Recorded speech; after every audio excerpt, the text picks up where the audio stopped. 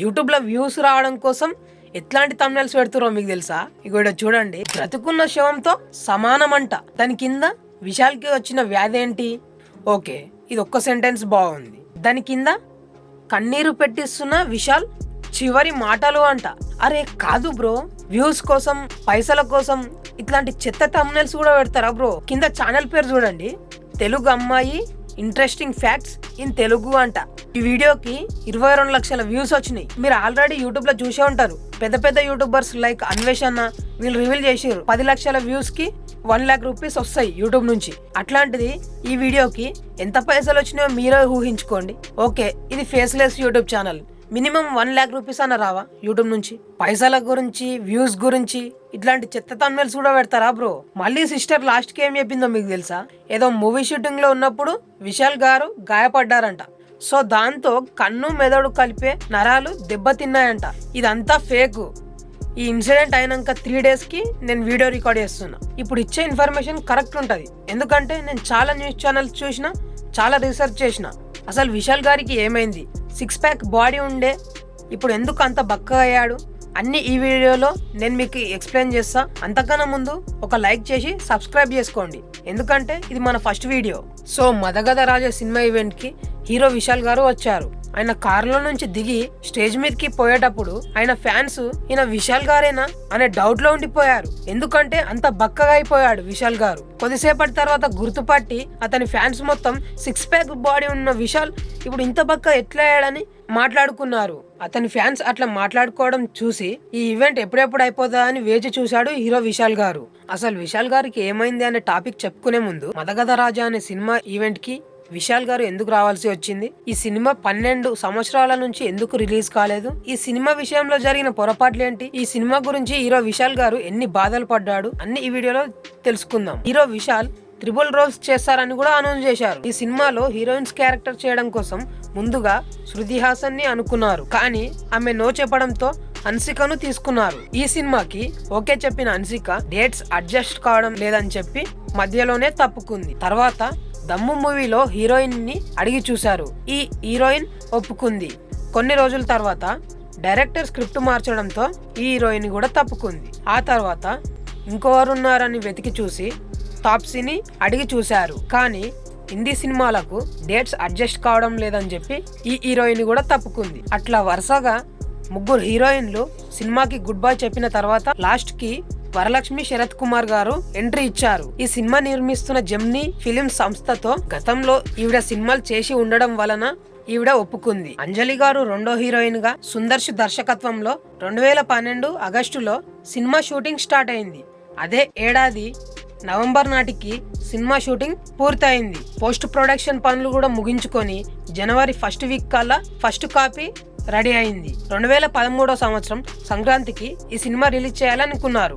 ఆ రోజు నుంచి ఈ రోజు వరకు దాదాపుగా 12 సంవత్సరాల నుండి ఈ సినిమా రిలీజ్ కాలేదు. ఈ సినిమా రిలీజ్ చేద్దాం అనుకున్నప్పుడల్లా ఎప్పుడు చూసినా సమస్యలు వస్తుండేవి. 2013 సంవత్సరం జనవరిలో సంక్రాంతికి ఈ సినిమా రిలీజ్ చేద్దామని ముందే అనుకున్నారు. ఈసారి హీరో విశాల్ గారి కారణంగానే రిలీజ్ కాలేదు. విశాల్ గారి నటించిన సమర్ అనే సినిమా చాలా కాలంగా వాయిదా పడుతూ వస్తుంది.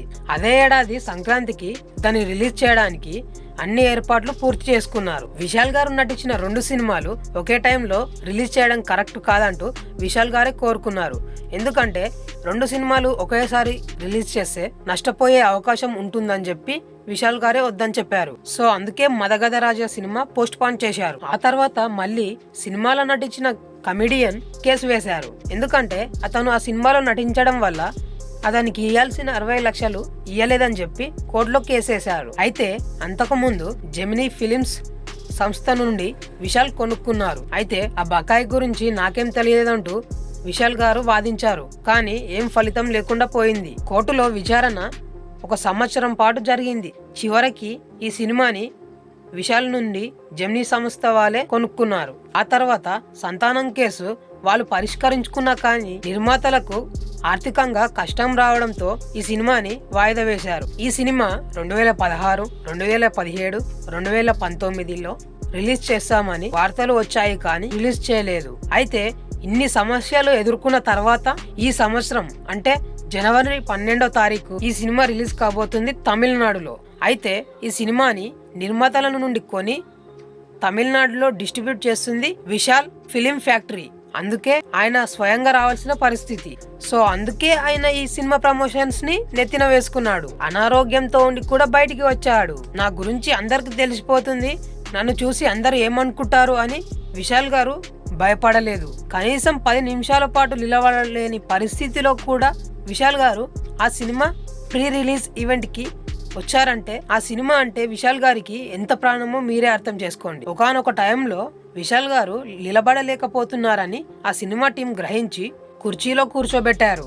ఆ తర్వాత ఫాస్ట్ గానే ఆ సినిమా ఈవెంట్ ని ముగించేశారు. ఈ ఈవెంట్ అట్లా ముగిసిందో లేదో సోషల్ మీడియాలో మొత్తం చర్చ మొదలైంది. అసలు హీరో విశాల్ కి ఏమైంది, ఎందుకు ఇట్లా అయిపోయారని సోషల్ మీడియా మొత్తం చర్చ నడుస్తుంది. ఆ సినిమా టీం వాళ్ళు వెంటనే రిలీజ్ చేశారు. విశాల్ గారికి తీవ్ర జ్వరం వచ్చినా గానీ సినిమా ప్రీ రిలీజ్ ఈవెంట్ కి వచ్చారని చెప్పి. కానీ సోషల్ మీడియా మొత్తం చెత్త తమ్నెళ్లు రిలీజ్ చేసుకుంటూ విశాల్ గారు చివరి మాటలు అనుకుంటూ కన్ను మెదడు సంబంధించిన నరాలు దెబ్బతిన్నాయని చెప్పి చెత్త కంటెంట్ రిలీజ్ చేస్తున్నారు. నేను లాస్ట్ 3-4 డేస్ నుంచి న్యూస్ చూస్తున్నా. విశాల్ గారికి డెంగ్యూ ఫీవర్ వచ్చిందని న్యూస్ వాళ్ళు చెప్పారు. ఈ వీడియో సెకండ్ డే కూడా కంటిన్యూ చేస్తున్నా. విశాల్ గారి ఫ్యాన్స్ కి గుడ్ న్యూస్. నేను ముందే చెప్పినా కదా బ్రో, విశాల్ గారు డెంగ్యూ ఫీవర్ తోటి బాధపడుతున్నారని చెప్పి. సో ఇప్పుడు మెల్లమెల్లగా విశాల్ గారు కోలుకుంటున్నారు. చాలా మంది క్రియేటర్స్ వ్యూస్ కోసం, సబ్స్క్రైబర్స్ కోసం, పైసల కోసం ఫేక్ న్యూస్ ని రిలీజ్ చేస్తారు. అసలు వాళ్ళకి తెలియకున్నా అసలు రీసెర్చ్ చేయకున్నా గానీ ఏదో ఒకటి చెప్పి వాళ్ళకి వ్యూస్ తెచ్చుకుంటున్నారు, పైసలు సంపాదించుకుంటున్నారు. నేను రిలీజ్ చేసిన వీడియో చూస్తున్నారు కదా, ఈ వీడియో జస్ట్ నిన్ననే రిలీజ్ అయింది. విశాల్ గారు కోలుకుంటున్నారు. సో విశాల్ ఫ్యాన్స్ చాలా హ్యాపీగా ఉన్నారు. సో మీకు ఈ వీడియో నచ్చితే లైక్ చేసి సబ్స్క్రైబ్ చేసుకోండి. ఎందుకంటే ఇది మన ఫస్ట్ వీడియో. ఇన్స్టాగ్రామ్ లో చెప్పాను కదా, ఈ వీడియోకి ఎన్ని పైసలు వస్తే అన్ని పైసలు మన ఇన్స్టాగ్రామ్ ఫాలోవర్స్ వల్ల ఒకరికి ఇస్తా అని చెప్పి. సో 10K సబ్స్క్రైబర్స్ కంప్లీట్ చేసి ఒక 1K లైక్స్ అన్న కంప్లీట్ చేయండి. ఎప్పుడైతే ఈ ఛానల్ మానిటైజ్ అయ్యి పైసలు వస్తాయో 100% లైవ్ లో స్క్రీన్ రికార్డ్ ఆన్ చేసి మరి మీకు పైసలు సెండ్ చేస్తా మన ఫాలోవర్స్ లో ఒకరికి. సో 10K సబ్స్క్రైబర్స్ కంప్లీట్ చేసి 4000 hours వాచ్ టైం ని కంప్లీట్ చేయండి. ఎందుకంటే మానిటైజ్ అవుతుంది. మానిటైజ్ అయితే ఫస్ట్ వీడియోకి పైసలు వస్తాయి. పైసలు వస్తే నేను మీకు సెండ్ చేస్తా. సో మైండ్ తో ఆలోచించు.